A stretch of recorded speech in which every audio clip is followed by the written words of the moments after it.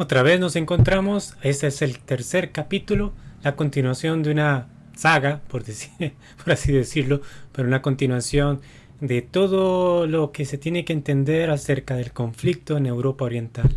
Estamos hablando de eso, no solamente Ucrania, no solo pensar en Ucrania, hay que pensar que Ucrania es una mezcla de muchos pueblos, muchas etnias o pequeñas diferencias en las cuales también están la lengua, pero también hay otros pueblos que están cercanos, incrustados dentro de Ucrania, pero que también estuvieron en otros imperios, estuvieron en otros territorios y que a su vez tienen fronteras, en la cual podrán haber reclamaciones de alguna manera. Siempre habrá en la historia migraciones.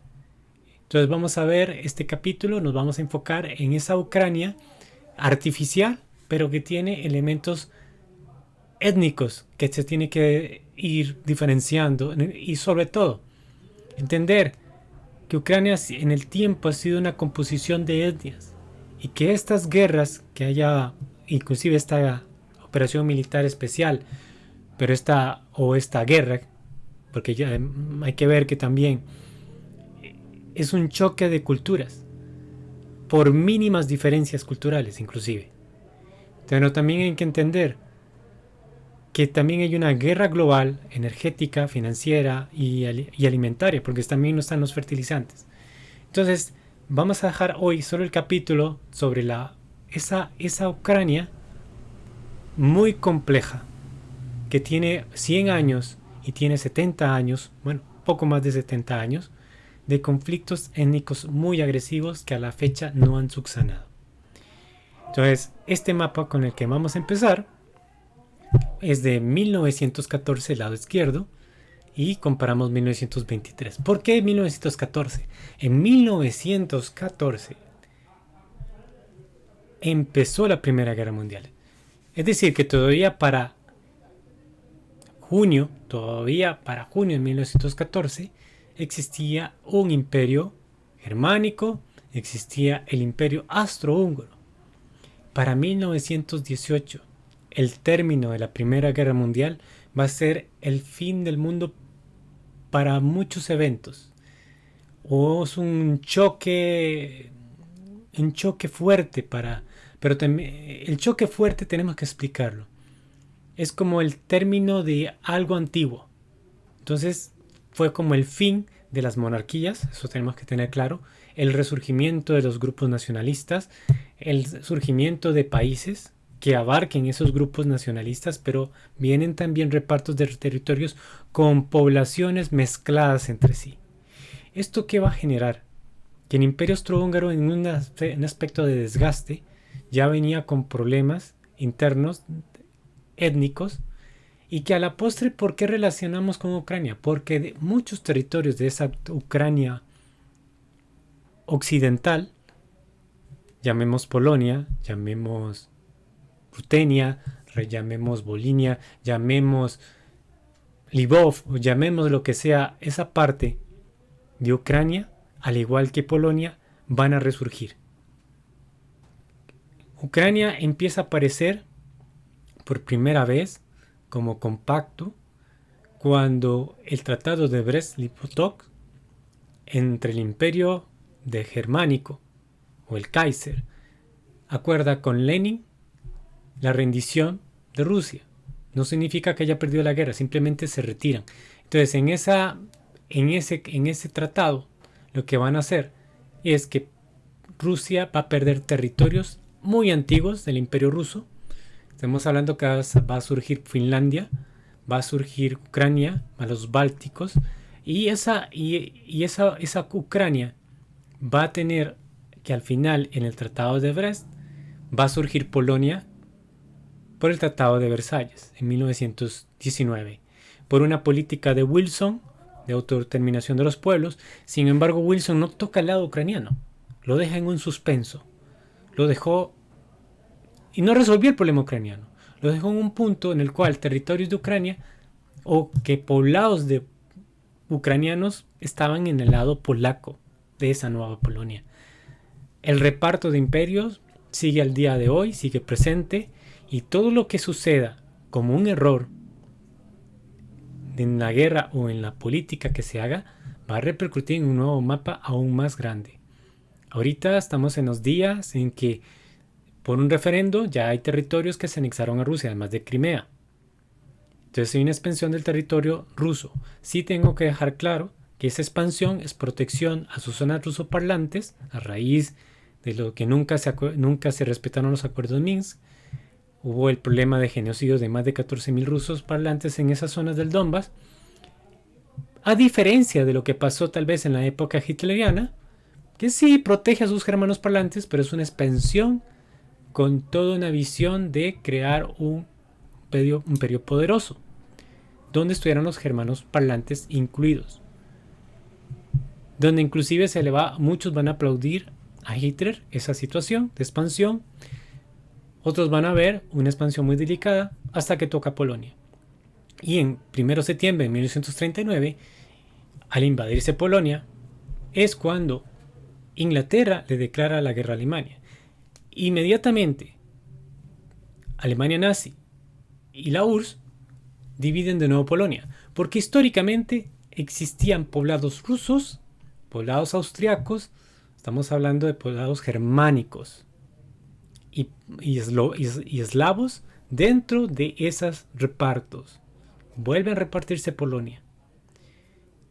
Y vamos a dejar claro, hoy no vamos a hablar tanto del tema polaco, pero sí vamos a dejar las pinceladas para un siguiente tema, un siguiente capítulo que puede ser Polonia, en el cual veo muy delicado su expansión, veo muy delicado lo que está sucediendo y vamos a dejar, digamos, inclusive qué es lo que busca Polonia, qué es lo que está tratando de hacer. Hoy es el caso de una Ucrania compleja, donde los odios étnicos no se han olvidado. Ahorita los une la rusofobia, es decir, todo contra Putin. Pero en teoría es contra la civilización rusa. No es contra Putin realmente. En base de mentiras, falsedades, pero es lo que los está uniendo en este momento. Pero en un gran desequilibrio de fuerzas de poder, esos nacionalismos están generando en la misma Europa una tremenda división al interno. Muchos criterios no está, y además que las sanciones no les están sirviendo de nada a Europa, todo lo contrario para Rusia, que se ha fortalecido. Entonces, en este contexto vamos a empezar la clase. Bien, entonces este mapa de 1914, vamos a ver que todavía no aparecen países como Checoslovaquia. No va a aparecer todavía, incluso no va a aparecer todavía territorios como la Yugoslavia. ¿Por qué?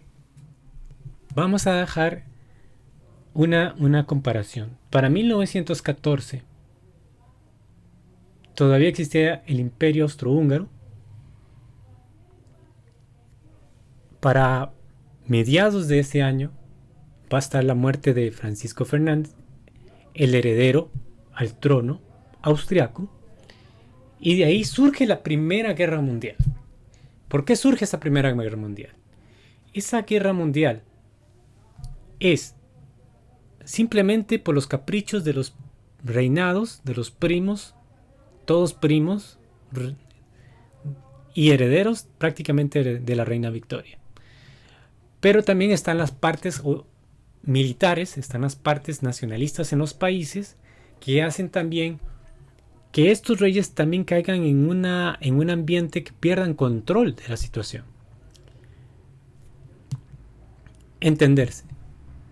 El Imperio Austrohúngaro lo componía más de 10 comunidades, o 10 países, lo que van a ser, o 10 grupos. Estamos hablando de eslovacos, eslovenos, checos, croatas. Estamos hablando también húngaros. Y estamos hablando de polacos. Entonces, imagínense lo que es tener el Imperio Austrohúngaro una cantidad enorme de dinero para movilizar ejércitos para que no chocaran entre sí. Es decir, mover tropas croatas y moverlas a territorios que no chocaran entre sus propios nacionalismos. Es decir, enviarlos a otras partes de Austria, por ejemplo. Una situación así. De hecho, los croatas tienen una historia. Los croatas vienen desde la antigüedad como unos serbios, como unos eslavos, que van a tomar una posición de defensa en los territorios de la Krajina, que se va a fundar prácticamente, se va a considerar los croatas, que sirvieron como la guardia de los austrohúngaros, que fueron utilizados por los austrohúngaros, que fueron en esa zona, al ser más cercano a Austria, van a asimilar la religión más, va a ser la católica, va a ser una posición más latina, o una posición, por ejemplo, de su alfabeto o muchas cosas. En cambio, el lado serbio se va a mantener, obviamente vamos a hablar de eslavo, pero eslavo ortodoxo y con una visión hacia Rusia. Eso va a ser un choque. Pero ahorita no nos vamos a enfocar en ese sentido. Entonces, el Imperio Austrohúngaro todavía en 1914 existía, pero era muy débil. Nacionalismos surgían.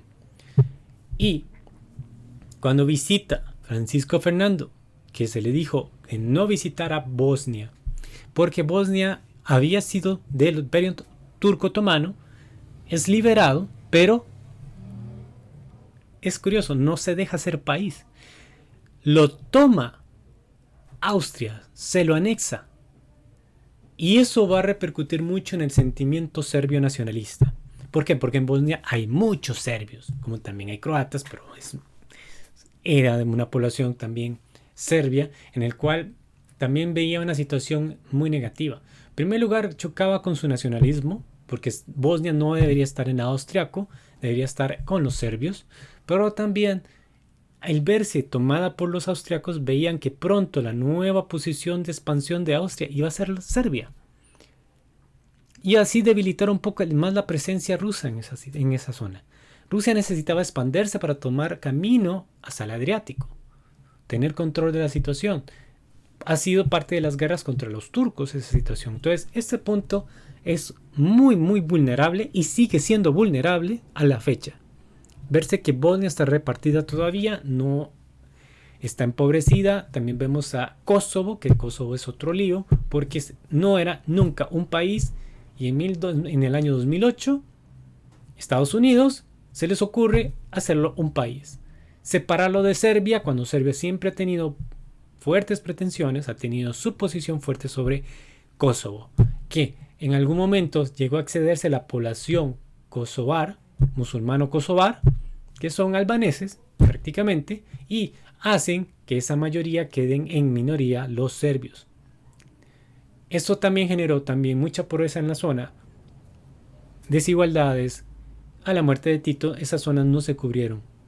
Entonces surgieron cuando en el 75 tomaron autonomía, para el 90, con los cambios del mundo y también los intereses de Alemania, intereses de Occidente de hacer una división de Yugoslavia, terminaron de hacer para 2008 una cierta independencia de Serbia, muy cuestionada todavía.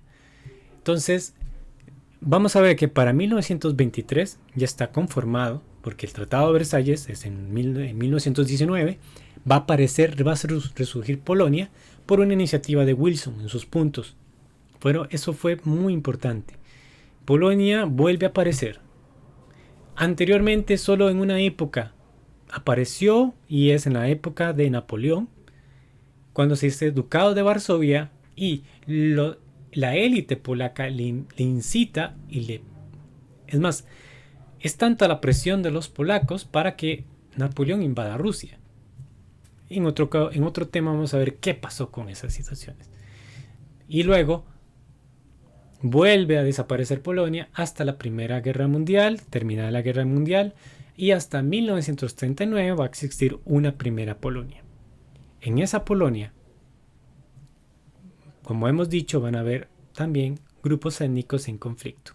Y en las fronteras de Ucrania van a haber situaciones muy delicadas. Bien, también vamos a observar, vemos Yugoslavia. Yugoslavia, ¿qué vemos aquí? Yugoslavia es el reino de los eslavos, croatas y eslovenos. Y aquí ya están integrando a Bosnia. Muy bien. Bien. También tenemos que tocar el tema muy brevemente, pero de los húngaros y de los rumanos, de los búlgaros. Pero de Rumania su expansión y tomar de Hungría Transilvania, donde hoy esa población es mayoría húngara. Los húngaros tienen repartos también en esas zonas, porque fueron parte del Imperio Austrohúngaro, también fueron una expansión, y tienen poblados en las fronteras de Ucrania. Tiene una población húngara en Ucrania, y tiene población diseminada en otras partes, además de Rumanía. Entonces, esa parte, tanto los Balcanes como en la zona carpática, vamos a ver conflictos que están en un punto muy delicado y que considero que todo lo que ha sucedido contra Rusia simplemente ha sido para alborotar todos estos nacionalismos y crear de nuevo esos recuerdos de odios étnicos, que en cualquier momento puede suceder algo. Considero que no hay una paz garantizada. La rusofobia, cuando acabe, surgirán otros problemas. Ya el daño está hecho en ese sentido. Por eso urge pronto un reparto de Ucrania para que acabe la situación. No se va a resolver por completo, pero por lo menos bajará la tensión sobre el resto de otras comunidades. Bien, entonces, en este mapa, ya vamos a pasar al siguiente, y creo que hemos dado un pincelazo. 1923, ya es el inicio del periodo de entreguerras. Todavía en el mundo no se han terminado guerras a raíz de la Primera Guerra Mundial. Todavía en el Oriente Medio existen problemas. En Arabia Saudita hay una lucha hasta que en 1923-1925 el rey Saúd va a tomar el control de Arabia.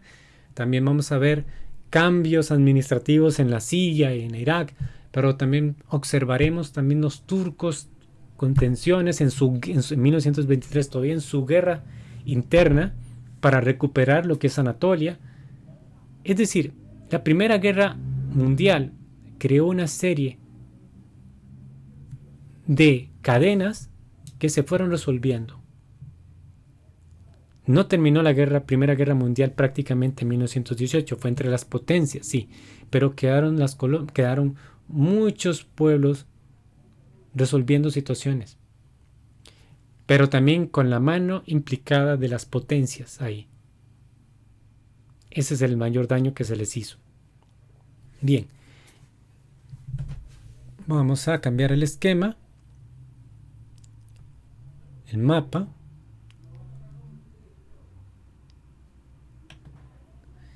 Y esto era el Imperio Austrohúngaro. Vamos a ver Bosnia y Herzegovina, prácticamente, esto en amarillo, está en amarillo porque fue una de las anexiones más cortas, digamos, más recientes, en 1909. Pero vamos a ver en verde lo que prácticamente era la parte húngara. Esa parte húngara, si lo observamos acá, donde dice Croacia y Eslovenia, porque obviamente Eslovenia está aquí. Esta es la Kraína. Y aquí está Serbia. Serbia está acá. Pero esta parte de Croacia que rodea Bosnia, estamos claros de algo. Son eslavos. Como en Bosnia son eslavos.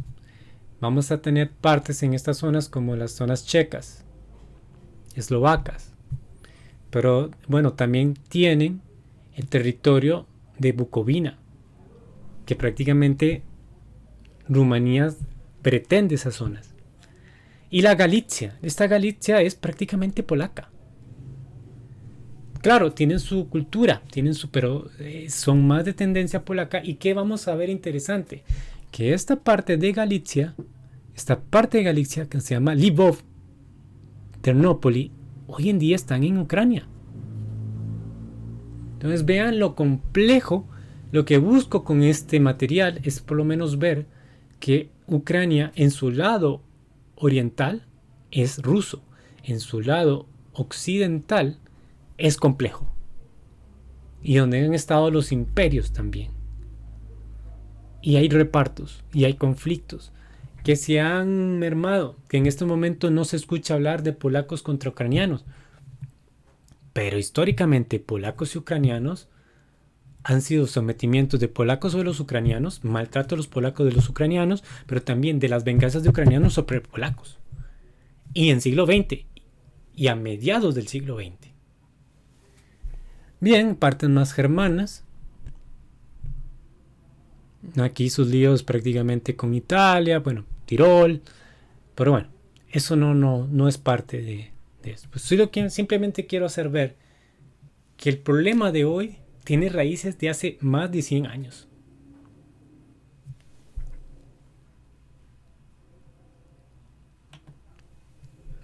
Se ve un poquito quizás borroso, pero lo único que quiero es que vean la diferencia de lo del tamaño que era Hungría. Entonces, ¿cómo tiene Hungría hoy en día unas poblaciones bastante densas en Transilvania, que es parte de Rumanía hoy en día? También recordemos que hablamos de la Bucovina. También hay que ver de la presencia que tuvo en las zonas croatas. Entonces vamos a ver que la religión va a ser más católica, va a ser católica, mientras que en los lados de Bosnia va a ser musulmana, pero con muchos elementos croatas católicos y serbios ortodoxos. Obviamente aquí tenemos la frontera con Serbia. Y bien, avanzamos. Tal vez este mapa visualiza mejor la situación. Ya este mapa, ya comprendemos que es terminada la Primera Guerra Mundial y pronto se va a formar, bueno, ya casi pronto termina la Primera Guerra Mundial, todavía existe el imperio, y vamos a ver que esta parte va a ser el reino de Yugoslavia. Esta parte, después con el tiempo Rumanía la toma, pero ya hemos mencionado el nombre de Bucovina y Galicia, Bohemia y Moravia. Bohemia y Moravia más una pequeña parte de este territorio se va a llamar Checoslovaquia. Austria, de todo lo que fue, quedará en un pequeño territorio. También vamos a tener que decir que quedaron austriacos o germanos de otros lados de fronteras. Ahí van a surgir tensiones y durante las guerras van a haber conflictos en el cual los germanos van a tener que salir huyendo o migraciones forzosas, pero también para entender que también quedaron presencias familias. Ahí siempre quedaron familias de alguna manera.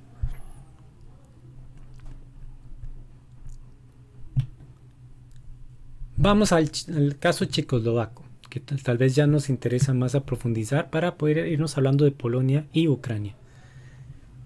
Bohemia, que estamos hablando de la zona de Praga, estamos hablando que es la zona capital de la parte checa, junto con Moravia y Silesia. Van a tener una dinámica para 1943 en adelante. Pero sobre todo 38, que todavía sin empezar la Segunda Guerra Mundial, aquí vienen las alianzas con el imperio o el imperio nazi. Vamos a ver que para 1938, para marzo de 1938, creo que es el 12 de marzo, Austria prácticamente se une a Alemania y es recibido por la población, por una gran parte de la población, sobre todo en zonas de Linz y zonas más occidentales, no tanto Viena. Sin embargo, Viena sí la admite, pero Viena es más cosmopolita, tiene muchas etnias integradas. En cambio, Linz sí es una de las ciudades en la cual Hitler nació. O sea, Hitler se desarrolló. Y Hitler era austriaco. En este sentido, él pretendía ser un soldado alemán en la Primera Guerra Mundial. Él se sentía alemán y despreciaba mucho ese sentido austriaco. Él siempre buscó la parte de Hamburgo, esta parte, y de ahí se va a involucrar con los movimientos. Si ya existían los movimientos volkis en Austria, en esa frontera, en esa parte, perdón, no, Hamburgo no, estamos hablando de la zona del sur de Alemania, frontera con Austria, donde se va a expandir prácticamente ese sentimiento de donde va a surgir el nazismo y se va a expandir hacia Berlín.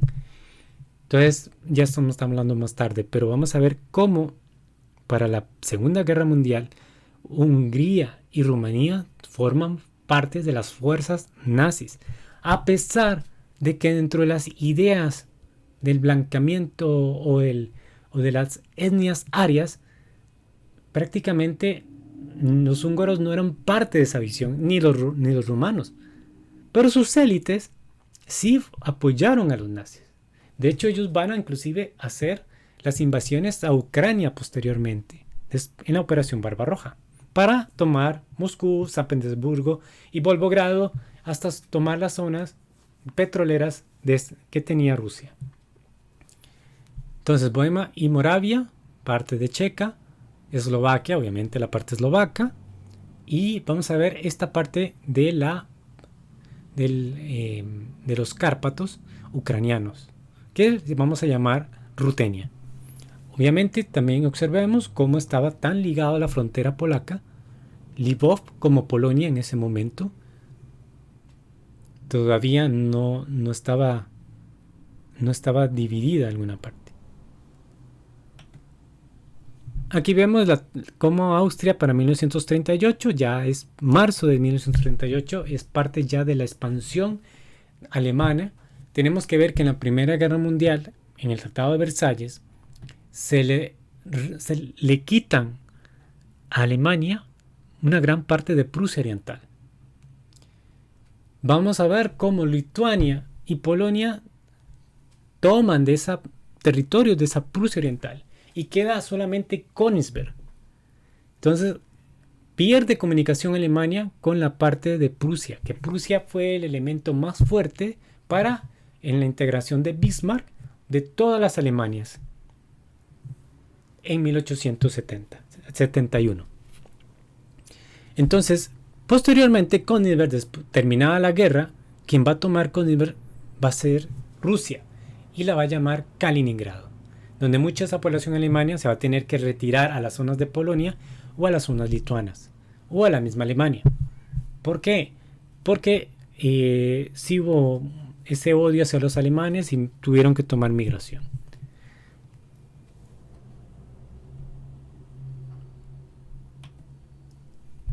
Aquí tenemos que ver más claro cómo estamos hablando de que en la expansión de los nazis en 1938, estamos hablando de una época septiembre, octubre, estos van a ser los Sudetes. Hitler la tomará y nadie en el mundo va a protestar fácilmente. Inclusive va a tener el apoyo del primer ministro inglés, Neville Chamberlain, como una política de apaciguamiento, una política más bien como de violaciones al Tratado de Versalles. Sí comprende que Alemania ha quedado en una muy mala posición, que han sido divididos sus pueblos germanos, como ya hemos visto de la Prusia Oriental, y la parte del Danzig es dividida y tomada por Polonia con salida al mar. O sea, a Polonia se le da mucho territorio con salida al mar. Y queda dividido Alemania. Esto es una gran afrenta para los alemanes, inclusive para el mismo Hitler. Y la élite alemana se ve prácticamente es como una reacción a todas las humillaciones del Tratado de Versalles de 1919. Pero vamos a ver que Austria, tomada en 1938, pero anexada de alguna manera, no es que haya sido violenta. Pero sí vamos a ver cómo los tanques alemanes van a tomar Polonia. Y el acuerdo era solo tomar los Sudetes, pero van a tomar toda Checoslovaquia. Obviamente hubo mucha complicidad a lo interno, porque unos van a querer ser protectorados, otros se van a depender, los húngaros se van a entrometer, como son aliados de los nazis no hay ningún problema, y también va a existir que la Rutenia va a buscar su independencia, no sabe con quién aliarse, pero va a terminar en manos de la élite nazi. Sí, entonces para 1939 al 45 va a ser Bohemia y Moravia el protectorado, un protectorado del imperio alemán, del imperio nazi, tenemos que ver claro. Eslovaquia va a tener otra posición, y para ir adelantando esta parte que vamos a comentar en la siguiente lámina, pero adelanto, Rutenia busca su independencia, pero es tomada por Hungría. Prácticamente su independencia es de un solo día. Y terminada la Segunda Guerra Mundial, esta zona carpática, Rutenia, porque eran etnias más ucranianas. Ellos hablaban ucraniano, es un tipo ucraniano en el cual ellos tenían la visión hacia Ucrania. Entonces, Stalin va a unir esta Rutenia, la va a unir a Ucrania.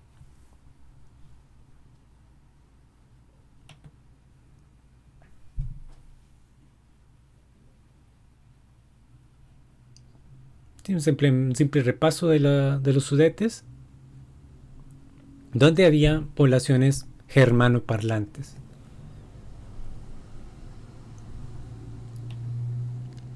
A raíz de esta situación de la toma de los Sudetes por parte de Hitler o de la élite nazi,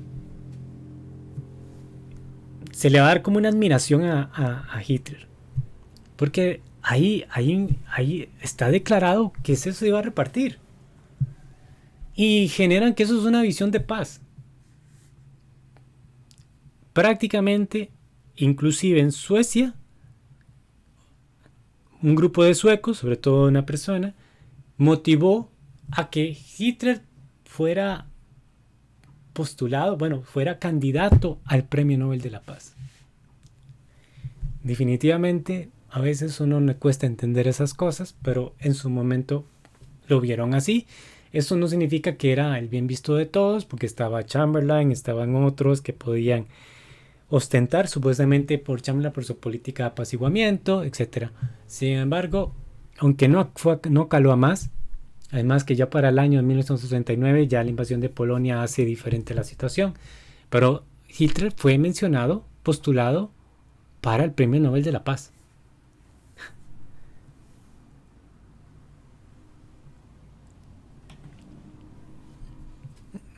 Aquí vemos cómo en los Sudetes son recibidos los nazis. Y aquí vemos la flanca extraña. Chamberlain tuvo un comportamiento bastante ambiguo y muy oscuro. Prácticamente una admiración hacia el sistema nazi. Y no podemos llegar a decir que era nazi. Pero su forma prácticamente nos ha dejado mucha incertidumbre. Prácticamente es un personaje muy oscuro.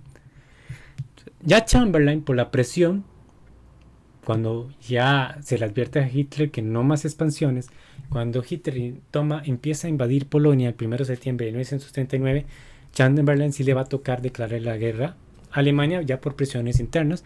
También ya esto le iba a afectar mucho los negocios de Inglaterra sobre Europa. Esto ya lo veían más allá. No era tolerable. Entonces va a ser el primer país europeo en declararle la guerra a Alemania. Hay que recordar que todavía en 1939 se hace el pacto Molotov-Ribbentrop o Ribbentrop-Molotov entre Alemania nazi y la URSS, donde no se van a atacar, van a tener un grado en el cual son dos imperios que se van a tratar bien y de no agresión. Entonces, eso va a permitir el reparto de Polonia. Sin embargo, tengo que dejar claro, por lo que es Hitler, detestaba el sistema comunista, detestaba a Stalin, porque dos personas con personalidades muy extrañas pues se rechazaban. Pero también, además de que fuera ideológico, Hitler detestaba a los eslavos por completo y a toda esa diversidad que hay en los eslavos y los grupos étnicos que tiene la antigua Unión Soviética. Él los detestaba completamente. Él quería germanizar. Es más, él no toleraba ni a los húngaros, ni a los rumanos, ni a los croatas, ni a los ucranianos. Sin embargo, necesitará de todos ellos, esta parte de Europa Oriental, para hacer la invasión a Rusia.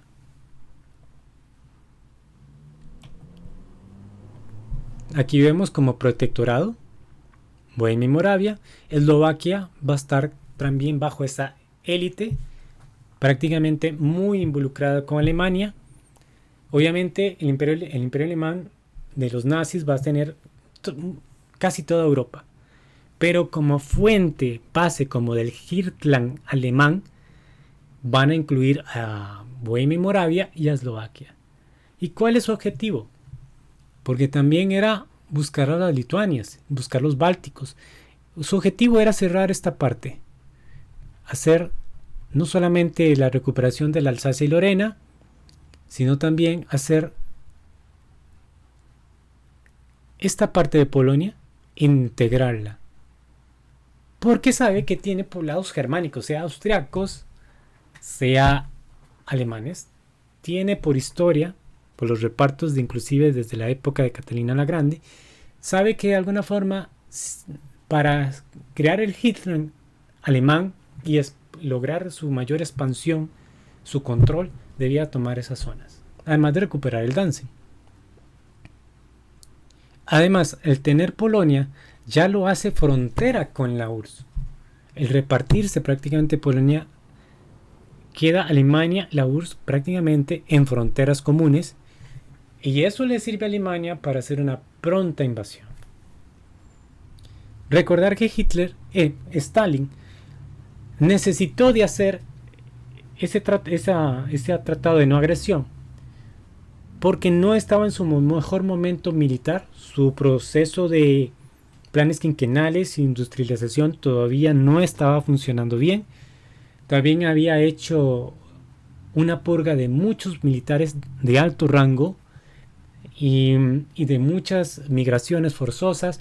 Entonces todavía su plan no funcionaba como para enfrentarse directamente a una Alemania poderosa que en muy pocos años su industria, prácticamente su progreso, su abundancia, estaban admirando a todo el mundo y ganando muchas simpatías en el mundo capitalista norteamericano, latinoamericano, británico, en todo el mundo.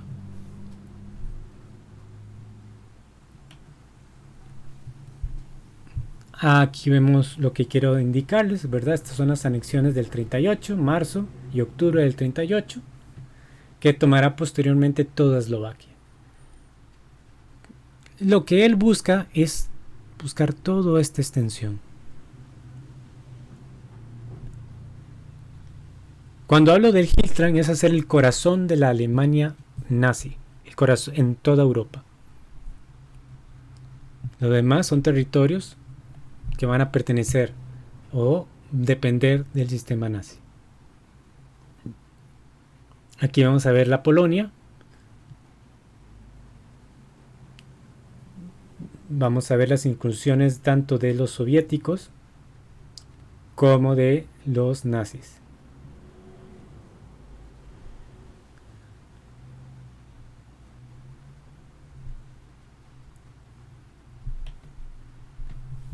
Bien, aquí tenemos un choque.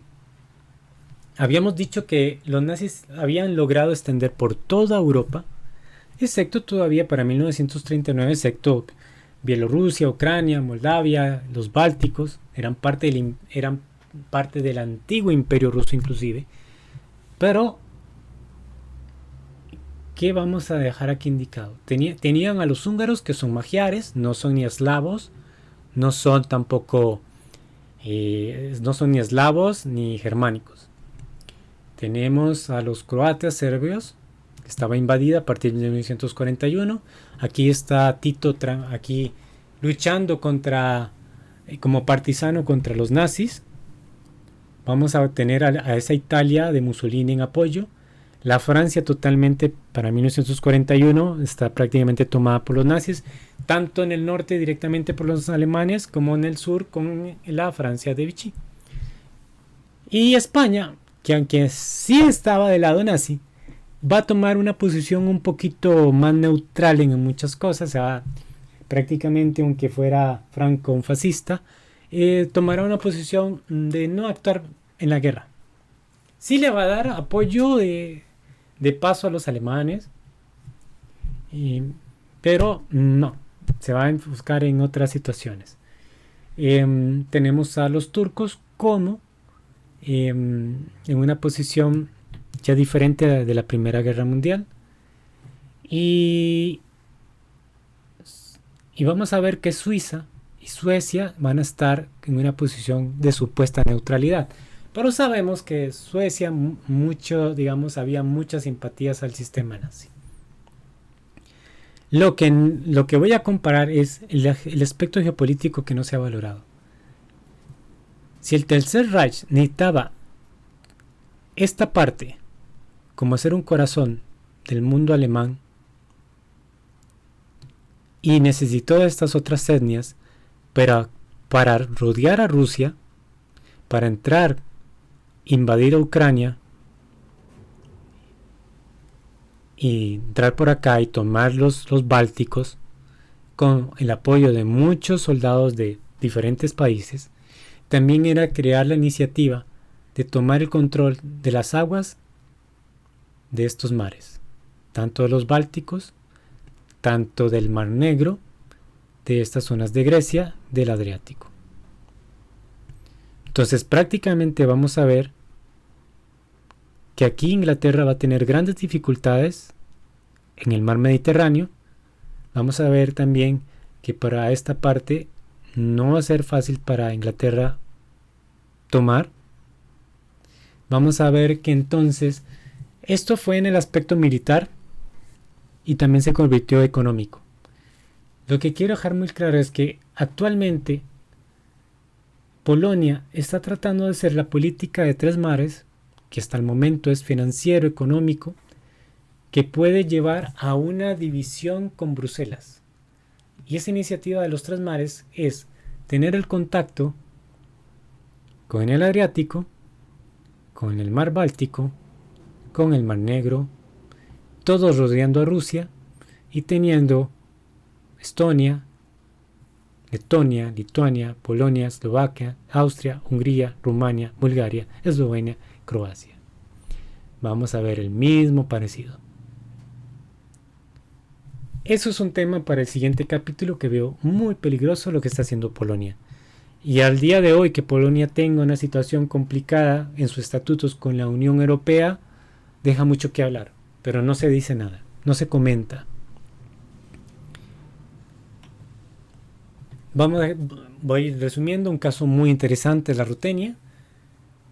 Esta zona donde habitan antiguos ucranianos, de 1646 caerán en el Reino de Hungría.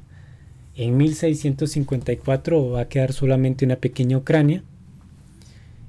Y esta parte los austrohúngaros la van a mantener hasta 1919. Luego es Checoslovaquia, que la va a tener en control, como lo hemos visto, hasta que la Alemania nazi toma una decisión y la tendrá Hungría. Esta parte de Rutenia es sumamente interesante porque está en la parte de los Cárpatos y es la parte que tenemos que ver que hoy en día ya está en Ucrania, pero eso no significa que en algún momento surjan problemas en esas zonas o que esas zonas tengan una posición de retiro de Ucrania. Voy a explicar por qué. Aquí muy sencillo, pues lo voy a relatar. Los eventos del 14 vinieron el 14 de marzo de 1939. El líder eslovaco Josef Tiso tuvo reuniones con Hitler para programar la independencia eslovaca y protección de Alemania. Y ¿qué va a suceder más bien el 15 de marzo de 1939? La Alemania nazi invade la parte checa y va a proclamar que Bohemia y Moravia sean protectorados del Reich. Entonces los ucranianos de los Cárpatos, de esta pequeña Rutenia, se van a encontrar en una búsqueda de buscar su propia independencia. Quedan en un vacío de poder, no quieren estar bajo la élite nazi y van a buscar cómo hacer su propio gobierno, su propia independencia, se van a proclamar. ¿Y qué va a suceder? Que inclusive llegan a hacerlo y llegan las tropas húngaras y toman la ciudad, como lo he dicho antes. Y ahí termina un día de República Rutenia. Entonces vamos a ver que inclusive quienes van a participar en esta interesante fecha. Los húngaros no actuaron solos. También muchos polacos apoyaron a los húngaros. Esto deja muy en claro que todo esto puede repetirse hoy en día.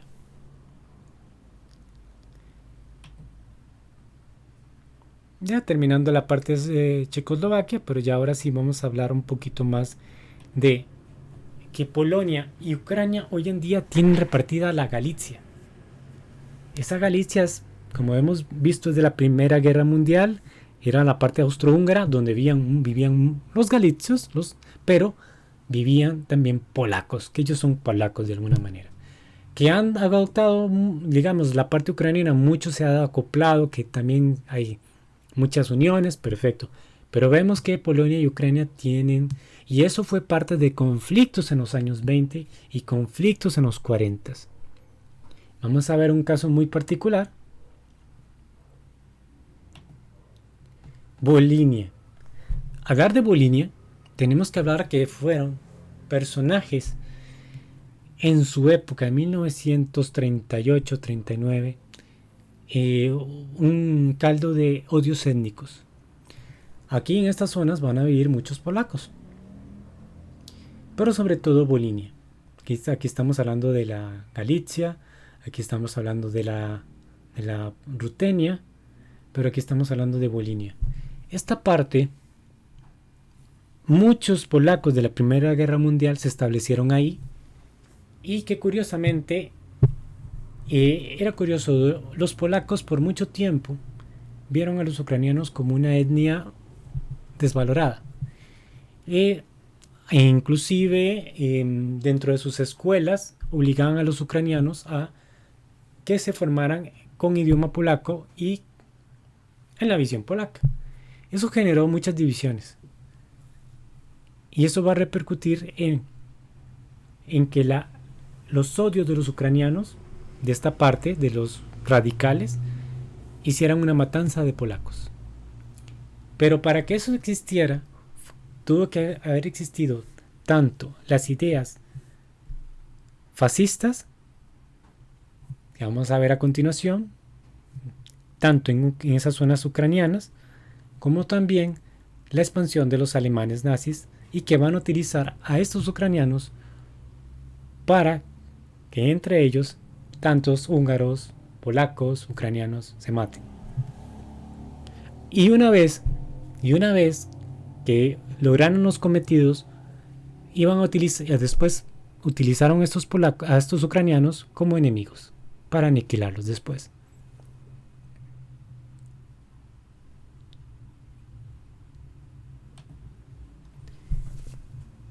Aquí muy rápidamente, esta parte es que hablamos.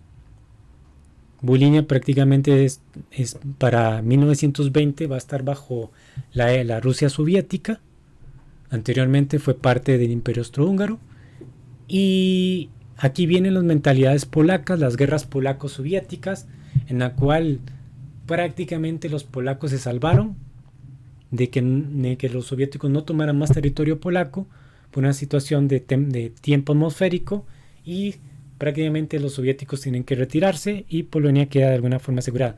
Pero los territorios de Galicia, los territorios como como prácticamente Volinia, quedaron del lado soviético para 1921. Y se vaya a formar la línea Curso, que es parte que para 1919 es la línea divisoria de Polonia del Tratado de Versalles. La masacre de polacos en Volinia es en 1943, va a durar un tiempo más, pero va a ser sobre todo en 1943, con grupos elementos fascistas ucranianos.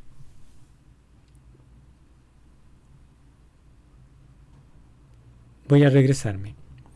Lo que hicieron prácticamente es que estos grupos, que ya ahorita lo vamos a mencionar, pasaron por todas estas ciudades y asesinaron a polacos. Más de 200.000 polacos, los mismos ucranianos fascistas. Estamos hablando de 1943. Si hoy en día vemos a una Polonia muy amigable, muy extrañamente amigable con Kiev, tiene sus razones históricas, tiene sus razones de poblaciones polacas, tiene sus poblaciones ucranianas que miran más al mundo occidental y que aquí hay mucho conflicto étnico. Que ellos no se sienten para nada prorrusos, ellos son totalmente en una visión más hacia Polonia, Alemania, más occidental. Esos son líos étnicos al presente. Aquí vamos a ver que se forman las organizaciones nacionalistas ucranianas y la UON, y esto va a estar también la UPA. Estos grupos van a ser extremistas y su líder que en 1929 va a haber una reunión en Viena, en ese periodo de entreguerras, donde se van a formar el primer grupo nacionalista ucraniano. Y este líder participó en la Primera Guerra Mundial, nació en un lado del lado austrohúngaro, y va a ser también que este líder fue también fue combatiente también al lado del imperio, de los soldados del Imperio Austrohúngaro. Es decir, veamos completamente las separaciones que hay de todo tipo con la Rusia soviética. Aquí hay un odio contra los rusos soviéticos, porque estos ucranianos, desean una Ucrania totalmente independiente y diferente. Al morir Konovalets, va a surgir Stefan Bandera, que ese es el líder de las uniones para formar luego una SS en Ucrania. Aquí vamos a ver que tras la Operación Barbarroja elementos de estos grupos van a participar completamente con los nazis. Se va a surgir la SS nazi de la parte ucraniana, pero hay una reacción diferente posterior. Hitler no le va a gustar estos pensamientos de liberar a Ucrania, de ser independiente. Eso no lo quería Hitler. Tenía otros propósitos. Entonces, cuando ya no les era útiles a estos grupos, va a arrestar a Stefan Bandera y los va a eliminar. Aquí tenemos claro, él nace en una parte del Imperio Austrohúngaro. Aquí vemos también a Stefan Bandera, que va a nacer en 1909, pero en la parte del Reino de Galicia, de esta zona austrohúngaro. Entonces tenemos que ver la diferencia, que actualmente, si muchos neonazis en Ucrania admiran a Stefan Bandera, tenemos que ver el choque que hay entre el occidente de Ucrania y el oriente de Ucrania.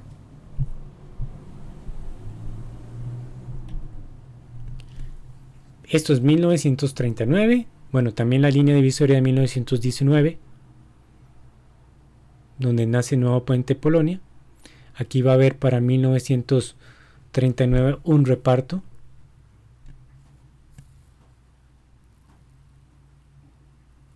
Brest, que fue el tratado de límite, el tratado entre el lugar simbólico donde fue el tratado entre los alemanes del Kaiser y Lenin. Aquí va de nuevo a tomarse como zona soviética ahora. Y esta zona soviética de Brest va a estar en el lado de Bielorrusia. Y aquí vamos a ver Leópolis ahora, que ya deja de ser polaco y va a quedar en una zona ucraniana.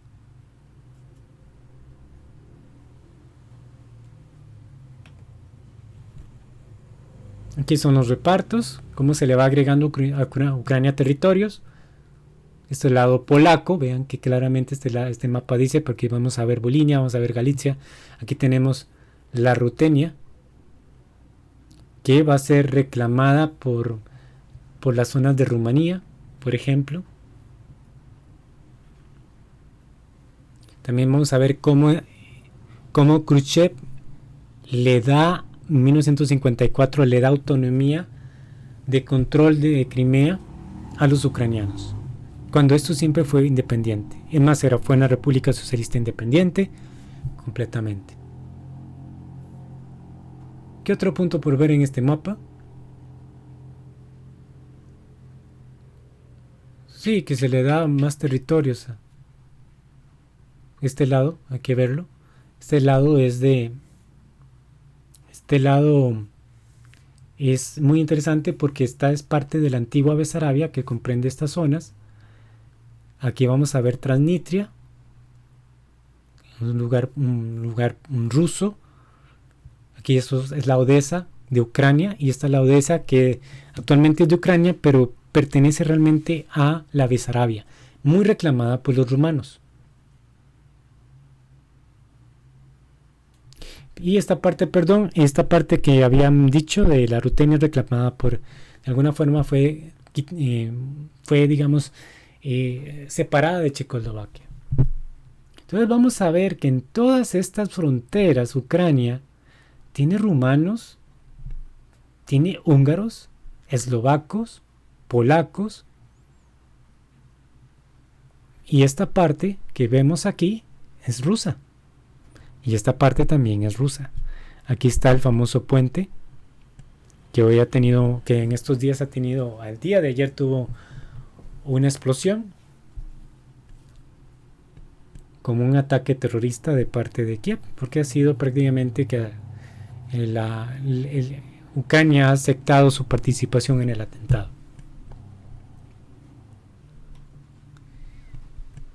Nada, simplemente una visualización de estos pueblos, cómo han sido el reparto de imperios y cómo se dividen esos pequeños territorios entre países. Solo voy a dejar un video, unos 5 minutos máximo de video. Ya se los voy a poner.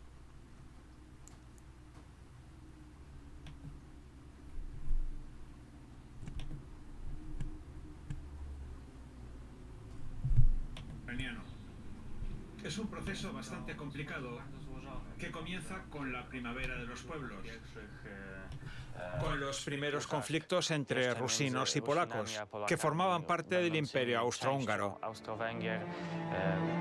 Además, el Tratado de Versalles fue muy desfavorable para los ucranianos, ya que les privó de su derecho a la autodeterminación. Polonia llevó a cabo una política de pacificación, es decir, a los militares polacos retirados los asentaron en tierras de Volinia. Se trataba de gente que volvió del frente en 1921 tras el fin de la guerra con la Rusia soviética, Ucrania y Bielorrusia. En Volinia se formaron numerosas colonias polacas. Para el año 1939, los polacos representaban entre el 15 y el 20% de la población de Volinia. También hay que tener en cuenta que Volinia es una zona agrícola, donde la tierra es el principal valor. Por lo tanto, el reparto de la tierra no favorecía ciertamente las buenas relaciones entre los colonos y los lugareños. Después de todo, los ucranianos eran más bien agricultores, campesinos. Los pudientes, por supuesto, eran los polacos. No se puede discutir los datos históricos. Los ucranianos se consideraban algo infravalorados. En Volodymyr Volinsky no había ni un solo instituto ucraniano, ni una sola escuela, aunque la mayoría de los habitantes eran de origen ucraniano. Tenían acceso a las escuelas, pero solo a las polacas. Los ucranianos tenían que estudiar en polaco. Por ejemplo, en Polonia, antes de la guerra, había un fenómeno bastante interesante que en polaco se llamaba ghettolavko, o los pupitres del gueto. Cuando los estudiantes universitarios ucranianos y judíos tenían reservadas determinadas aulas y asientos y no podían usar otros. Es algo bastante simbólico. Refleja la actitud hacia el componente ucraniano y judío y delata que los polacos eran los que tenían la prioridad. Hubo muchas cosas de ese tipo de las que hoy nos avergonzamos. Algunos polacos se sentían avergonzados ya entonces. Hubo gente que decía que íbamos por el camino equivocado.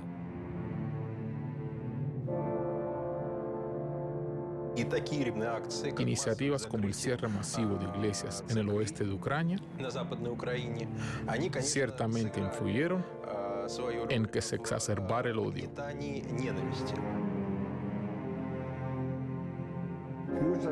En algunas zonas ya hubo asesinatos de la población polaca. Familias enteras fueron asesinadas. Es una idea distorsionada de la justicia, cuando la justicia solo atiende a que uno tiene menos que otro.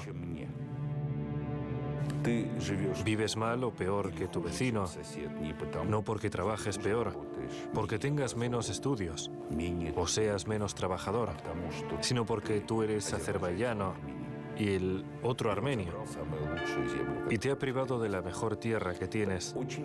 Se trata de respuestas muy elementales a unas pasiones humanas que son eternas. El nacionalismo se basa en gran medida en la envidia.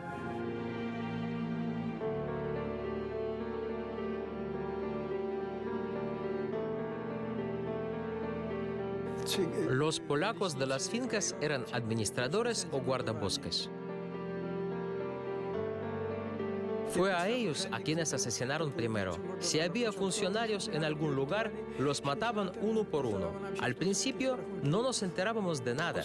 Nos parecía que se trataba de ajustes de cuentas personales, que eran ataques con fines de robo, pero resultó que no, que eran los preparativos de una masacre. Era una especie de declaración de principios de los nacionalistas ucranianos que decía: deja de lado todas las dudas, comete cualquier crimen en nombre de Ucrania. Era como decir, somos las víctimas, así que tenemos derecho a todo. Nos ofendieron, así que debemos vengarnos. De un discurso de Iván Klimov, jefe de un destacamento de la OUN.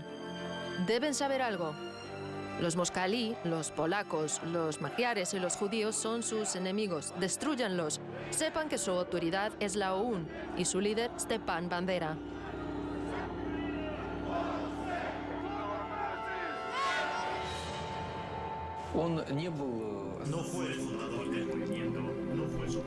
Les agradezco su atención y pronto estaremos nuevamente. Muchas gracias.